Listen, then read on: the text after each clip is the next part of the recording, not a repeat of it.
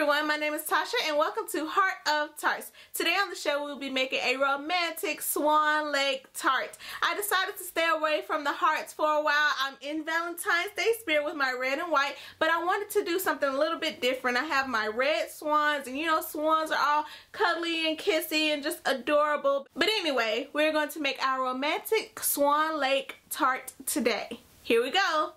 We're going to start by making our Old Faithful oatmeal tart crust. Preheat your oven to 350 degrees Fahrenheit. Then to a food processor, you're going to add in 1.5 cups old-fashioned oats, 1/4 cup raisins, 1/4 teaspoon salt, and 1/4 teaspoon cinnamon. Blend that all together in your processor until it is pulverized to a flour. I mean disintegrated. Then we're going to add in our liquids, 1/4 cup water, and 3 tablespoons coconut oil to make it nice and sweet and fatty. I love the good fats. Pulse that together until it is just combined, and then spread it around the sides and bottom of your 9-inch tart pan. Bake that for 15 minutes until it is browned and dry, and then allow it to cool while we make our filling.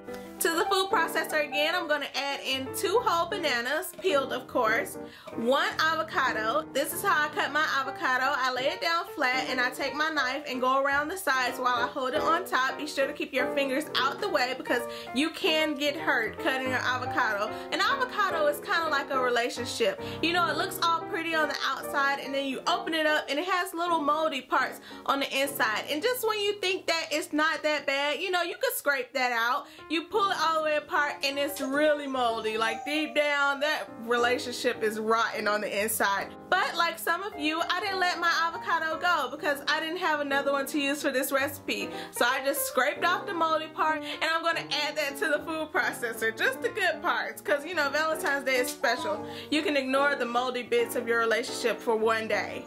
Also, I'm going to add in 1/4 cup raisins to make it nice and sweet, and 1/8 teaspoon nutmeg, and about a tablespoon of vanilla extract to warm it on up because it's Valentine's Day. It's nice and cozy and warm. Now I can easily make this pudding a chocolate pudding by adding a little bit of cocoa powder to put it in like the February 14th state of mind. But again, I'm avoiding like harsh Valentine's cliches right now. I'll wait till February hits to, you know, ramp it on up with the chocolate and the heart shapes.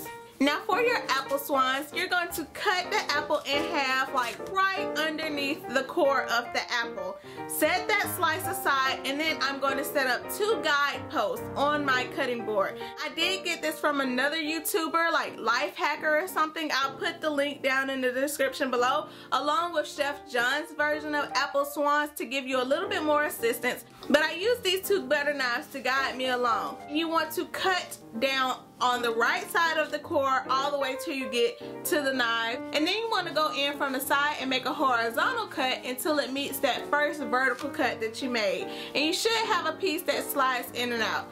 Do the same thing to the left side of the apple, and then we're going to work from there.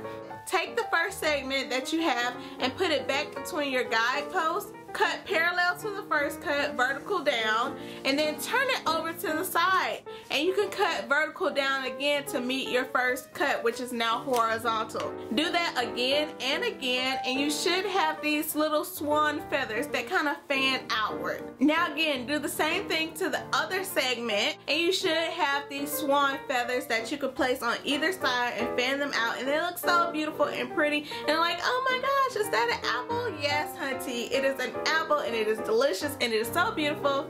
Whew, I can't believe this came out so well.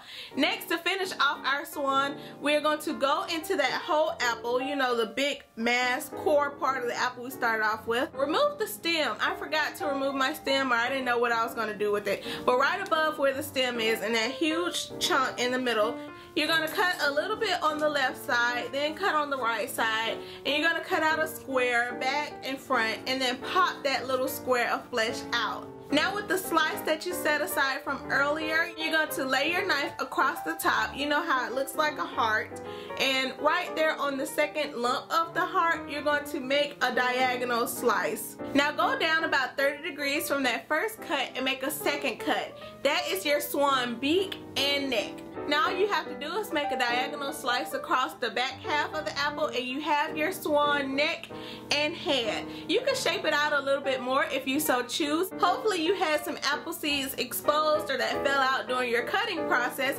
and use those to make swan eyes. Use the knife to kind of press them in nice and snug so they won't fall out, and place the swan neck into that square divot that you created in the core of the apple. Repeat this entire process on a second apple so you can have 2 apples to sit up on your swan lake.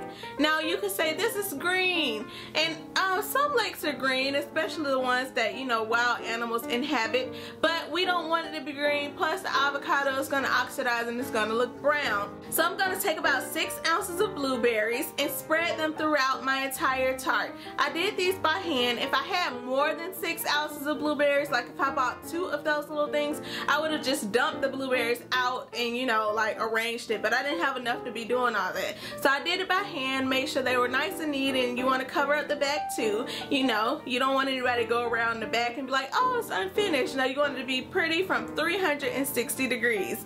So that is about it. I hope you enjoy your Valentine's Day or your February or your love life or your love affair or whatever you may have. Enjoy yourself on Valentine's Day. Love yourself. You don't need a partner. It is a day for love. You know, we as a society have made this day where we share our hearts with one another and ourselves. So love yourself. I'll be loving myself because I don't have a Valentine's Day date, and it is going to be awesome. Thank you so much for watching today. If this is your first time watching Heart of Tart, subscribe to my YouTube channel. Click thumbs up if you really like this video, and I hope you enjoyed your time with me because I definitely enjoyed my time with you.